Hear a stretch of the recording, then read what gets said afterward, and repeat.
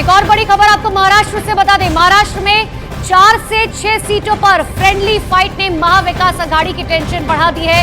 लोकसभा चुनाव में महायुति को मात देने की कोशिश में जुड़ी महाविकास आघाड़ी की एकता कमजोर पड़ती हुई दिखाई दे रही है। जानकारी के मुताबिक शिवसेना उद्धव गुट और एनसीपी के शरद पवार गुट की जिद से परेशान होकर महाराष्ट्र कांग्रेस 4 से 6 सीटों पर फ्रेंडली फाइट के लिए तैयार है।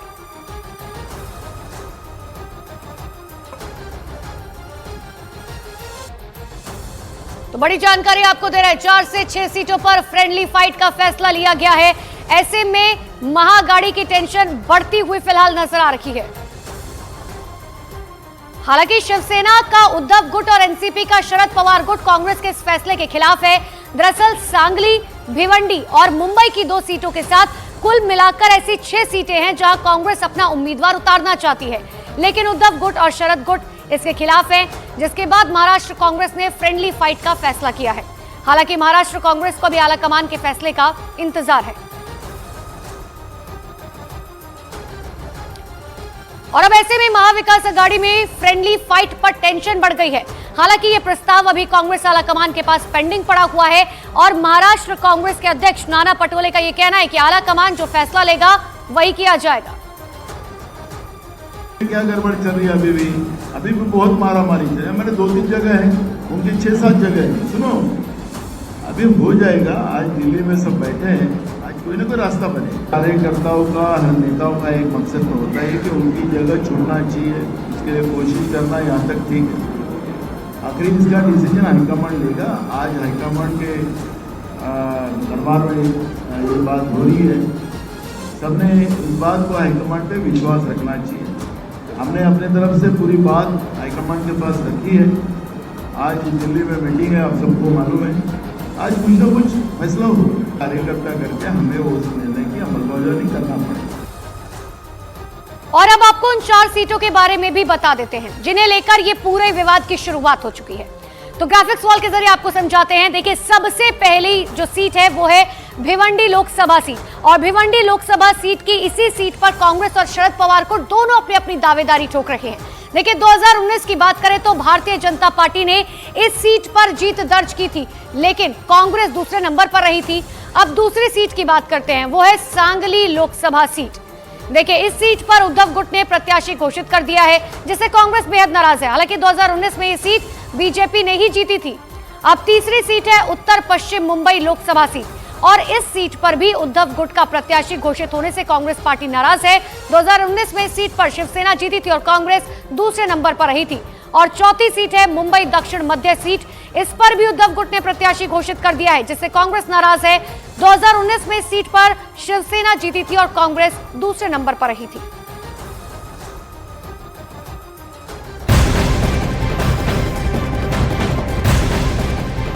तो महाराष्ट्र में महाविकास आघाड़ी से जुड़ी हुई एक और बड़ी खबर मिल रही है।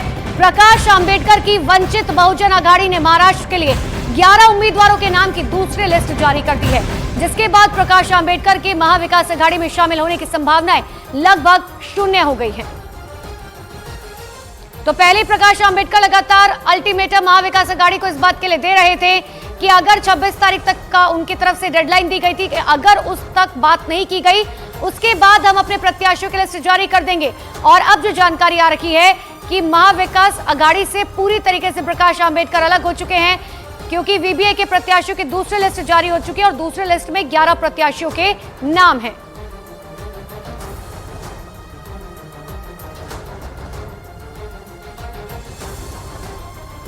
तो दूसरी लिस्ट में 11 प्रत्याशियों के नाम हैं और अब यह बात साफ हो चुकी है कि प्रकाश आंबेडकर की पार्टी महाविकास आघाड़ी से पूरी तरह से अलग हो चुकी है। तो प्रकाश आंबेडकर के इस फैसले पर नाना पटोले ने कहा कि अब उन्हें साथ रखने का कोई मतलब नहीं बनता। वहीं दूसरी तरफ प्रकाश आंबेडकर ने महाविकास आघाड़ी पर आरोप लगाते हुए कहा कि गठबंधन में उन्हें और उनकी पार्टी को इज्जत नहीं मिल रही थी।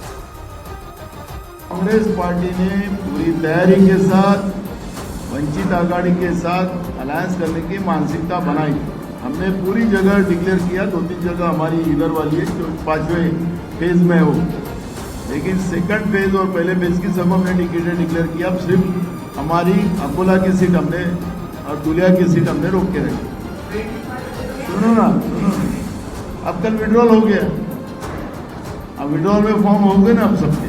हमने अकोला का हमने कैंडिडेट भी डिक्लेयर नहीं किया था। हमारी भूमिका क्या थी ये तो पूरे स्टेट जानता है, देश जानता है। गाड़ी में ना हमको इज्जत मिलनी थी और ना जो ताकत हमको मिलनी चाहिए, जो सीटें मिलनी चाहिए थी, वो सीटें भी वहां पर मिलने नहीं लगी। दूसरी बात, वहां पर जो है उनका ही झगड़ा खत्म नहीं हुआ है, वो आज भी दिखाई देता है। हर तीनों पार्टियां जो है वो अपनी अपनी अलग अलग लिस्ट वहां पर पब्लिश कर रही है, और इसलिए हम लोग ने फैसला किया कि हम लोग जो है ओबीसी को साथ में लेते हुए जो मराठा आंदोलन के माध्यम से जनाजी पाटिल ने अगर राजनीति में आने से अपने आप को रोका है, लेकिन उनकी जो ताकत है उसको साथ में लेते हुए यहाँ की बदलाव की राजनीति हम लोग शुरुआत करें।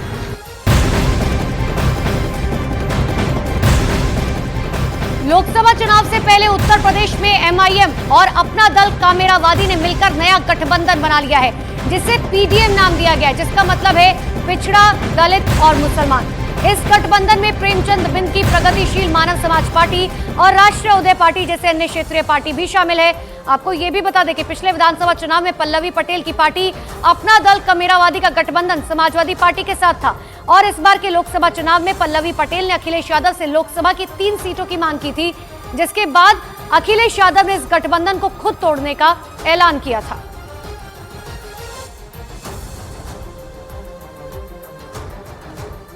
उम्मीद है कि इंशाअल्लाह ताला ये जो पीडीएम बना है सामाजिक न्याय के बारे में, उसको हम उसके साथ रहेंगे एमआईएम पार्टी, और हम लोग इसको आगे लेकर जाएंगे। और मुझे यकीन है कि उत्तर प्रदेश की जनता इस पीडीएम का साथ देगी। आज हम सरकार के खिलाफ, मुख्य विपक्ष के खिलाफ, इन समाजों के ऊपर हो रहे लगातार उत्पीड़न में अपने इस पीडीएम न्याय मोर्चा को लेकर के आपके बीच में आए हैं। पीडीएम मतलब पिछड़ा, दलित, मुसलमान। ये वो समाज है जो इस देश में सरकारें बनाता और गिराता है, और हमारा ये मानना है कि जब तक पीडीएम को सामाजिक न्याय नहीं मिलेगा, राजनीतिक भागीदारी नहीं मिलेगी, तब तक ये सामाजिक न्याय की लड़ाई ना स्थापित होगी और ना पूरी हो पाएगी। जहां पल्लवी पटेल की पार्टी अपना दल कामेरावादी के साथ मिलकर असदुद्दीन ओवैसी ने यूपी लोकसभा चुनाव में हुंकार भरी, तो वहीं उनके नए गठबंधन पीडीएम पर बीजेपी और समाजवादी पार्टी ने निशाना साधा। विपक्षी दलों में मचा है हाहाकार, क्योंकि भारतीय जनता पार्टी इस बार 400 के पार। विपक्षी दल समझ नहीं पा रहे हैं कि कैसे मोदी के विजय रथ को रोका जाए। हर तरह के प्रयास कर रहे हैं, लेकिन सारे तरह के प्रयास विफल हो रहे हैं। तो अब नए नए गठबंधन, नए नए समीकरण, नए नए नारे गढ़ने का प्रयास कर रहे हैं। कहीं दिल्ली के रामलीला मैदान में इंडिया अलायंस इकट्ठा हो रहा है, तो कहीं आज पीडीएम का नया नारा गढ़ा जा रहा है। लेकिन ये कितने भी समीकरण गढ़े, कितने भी प्रयास करें, आएंगे तो मोदी ही, क्योंकि मोदी की गारंटी पर सबका भरोसा है। हैदराबादी भाईजान ने 2022 के विधानसभा चुनाव में बाबू सिंह कुशवाहा, डॉक्टर अयूब के दल से भी गठबंधन किया था, लेकिन जनता ने उनको जवाब देने का काम किया। अब 2024 के चुनाव में जब पहले चरण का नामांकन हो चुका है, तो वो अपना दल कामेरावादी से गठबंधन करके सामने आते। किसको फायदा, किसको नुकसान पहुंचाना चाहते हो वैसे जी, ये देश की जनता जानती है। समाजवादी पार्टी की लड़ाई भारतीय जनता पार्टी की जन विरोधी सरकार से है, जो अल्पसंख्यक विरोधी है, किसान, मजदूर, नौजवान, दलित, पिछड़ा विरोधी है। और ओवैसी जी अपना दल की लड़ाई तो समाजवादी पार्टी से। जनता तय करेगी कि भारतीय जनता पार्टी की जन विरोधी सरकार को हटाने के लिए किसको वोट देना है।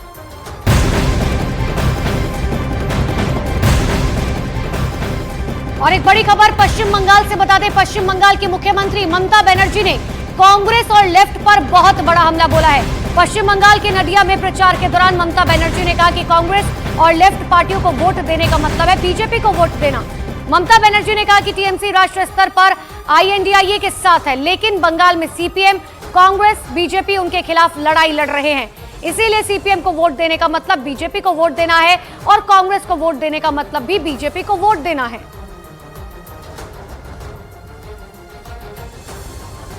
ऑल इंडिया ইন্ডিয়ার অ্যালায়েন্স আমি তৈরি করেছি, নামটাও আমার দেয়া, ভোটের পরে আমি দেখে নেব। কিন্তু বাংলায় সিপিএম, কংগ্রেস, বিজেপি আমাদের বিরুদ্ধে লড়াই করছে। সিপিএম কে ভোট দেওয়া মানে বিজেপি কে ভোট দেওয়া, কংগ্রেসকে ভোট দেওয়া মানে বিজেপি কে ভোট দেওয়া।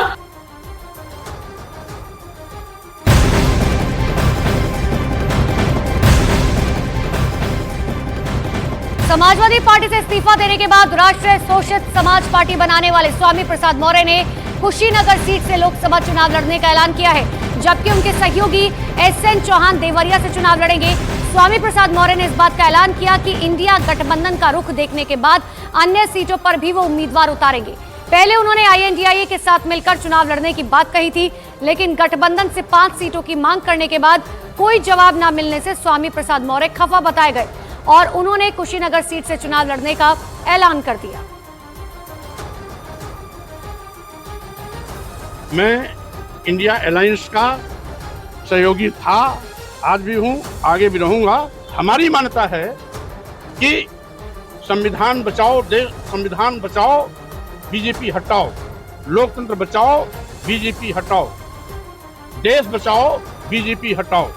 इसलिए हम इंडिया अलायंस को सशक्त बनाने की दिशा में पहले भी काम कर रहे थे, आज भी कर रहे हैं। जिस तरह से उन्होंने तुष्टिकरण नीति के चलते, या जो मैं तो कहूँगा कि दिमाग के दिवालापन के चलते जिस तरह से रामचरितमानस को जलाने की बात की है, हिंदू आस्था का उपहास उड़ाए, देवी देवताओं का उपहास उड़ाए, प्रभु श्री राम के अस्तित्व पर सवाल किए, तो शायद ही कोई ऐसा इस बहुसंख्यक समाज का, सनातन धर्म का अनुयायी कोई होगा जो उनको बर्दाश्त करे इस कुशीनगर लोकसभा की धरती पर।